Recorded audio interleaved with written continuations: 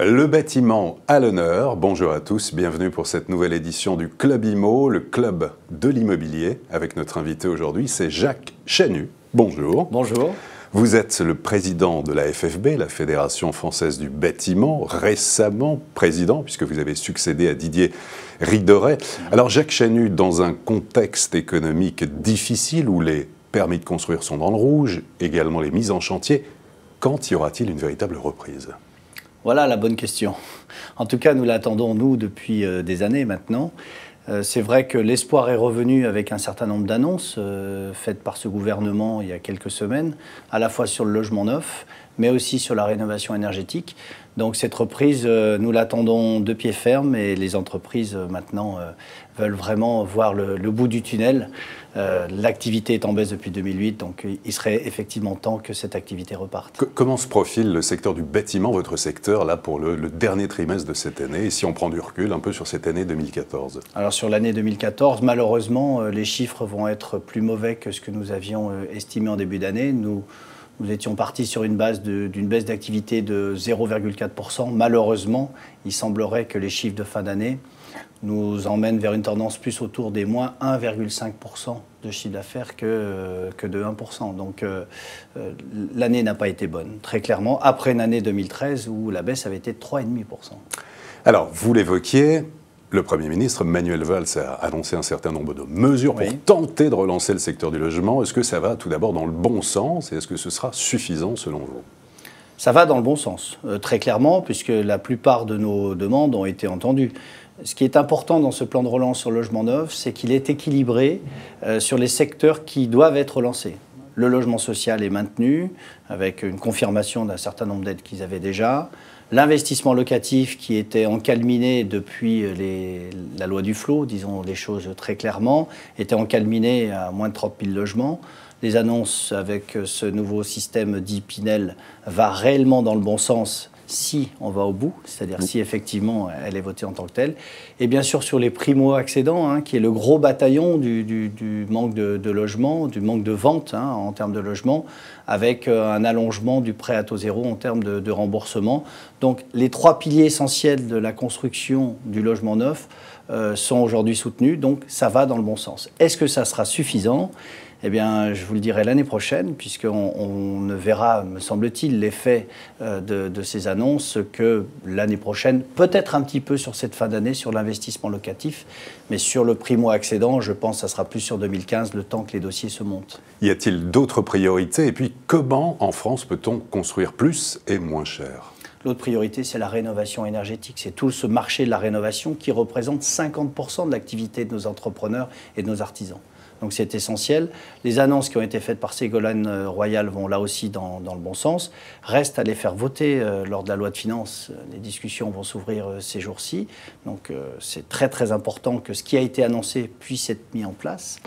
Et quant à le secteur sur les pistes d'amélioration que l'on peut avoir, je pense qu'il faut qu'on regarde réellement comment demain on va pouvoir construire moins cher par rapport à sans doute d'autres pays en Europe. Construire moins cher, ça ne veut pas dire construire moins bien, ça ne veut pas dire construire low cost avec des travailleurs détachés en situation irrégulière, ça veut dire regarder les normes, regarder comment simplifier ces normes, comment les rendre cohérentes et accessibles à tous. Et là-dessus, nous travaillons en liaison avec le ministère de manière assez étroite. Alors justement, en matière de construction, quelles sont les grandes tendances, les innovations dans le domaine ? Et puis on voit aussi fleurir certaines choses, on voit sur Internet certaines vidéos sur des imprimantes géantes, on a vu ça en Chine pour la construction de maisons. Est-ce que tout cela peut arriver chez nous bientôt ou pas du tout ? Oui, il y a les imprimantes géantes, je pense qu'il y a un effet un petit peu, effectivement, visuellement très spectaculaire. Je ne crois pas que le marché de l'avenir soit celui-là. Soyons tout à fait réalistes par rapport à ça. Par contre, il y a des pistes de progrès qui peuvent être faites, effectivement, en termes de gestion du logement. En termes de construction, nous croyons beaucoup au BIM, c'est-à-dire à la maquette numérique. Regrouper sur un même système informatique tous les plans, toutes les réservations, toutes les modifications, toutes les annotations, là, on ne peut gagner que du temps Et lorsqu'on gagne du temps, effectivement, en général, ça permet de faire des économies sur la construction elle-même et d'éviter des erreurs. Et y a-t-il des exemples de types de chantiers particuliers en France en ce moment qui seraient emblématiques justement de ce nouveau type de construction ? Nos groupes, notamment, regardent cela de très très près pour essayer un petit peu de normaliser les choses en termes de construction. Il faut savoir que culturellement, toute forme de répétition est quelque chose qui est très surveillé dans le monde du bâtiment, notamment par les architectes qui ont toujours peur que ce phénomène de normalisation poussé à l'extrême les empêche d'avoir la créativité qu'on leur demande. Je crois qu'il y a deux choses très différentes. Il faut regarder les systèmes de production sur nos chantiers où on a des gains de productivité qui peuvent être faits. Il n'y a aucun doute, tout en gardant évidemment l'esprit architectural français, cet esprit qui est à mon avis essentiel pour répondre à l'attente de nos concitoyens. Je ne crois pas que l'époque des bars répétitifs reviendra que pour des raisons économiques. Je crois qu'il faut savoir raison garder. Regardons comment gagner de la productivité sur nos chantiers. Regardons aussi sur le choix des matériaux. Je pense qu'ils peuvent être effectivement optimisés. Regardons comment simplifier les normes parce que certaines sont inutiles. Et là, on sera sur une tendance lourde d'économie du coût de la construction. Mais le coût de la construction n'est que 50% du coût du logement. Et si on veut faire baisser le coût du logement, il faut aussi qu'on regarde tout ce qui est autour, tous ces frais annexes liés autour, juridiques, financiers, normatifs et autres. Une occasion de découvrir votre secteur d'activité, ce sera l'opération Les coulisses du bâtiment dans quelques jours. Est-ce que vous pouvez nous en dire quelques mots? De quoi s'agit-il en fait? Pour la 12e année consécutive, nous allons ouvrir près de 250 chantiers en France. En fait, les ouvrir aux jeunes, le jeudi et le vendredi, donc c'est du 10 ou 12 octobre. Les ouvrir aux jeunes, au collège, au CFA, mais aussi au grand public. Un chantier, souvent, il y a des barrières autour, très opaques, bien sûr pour des raisons de sécurité, la plupart du temps.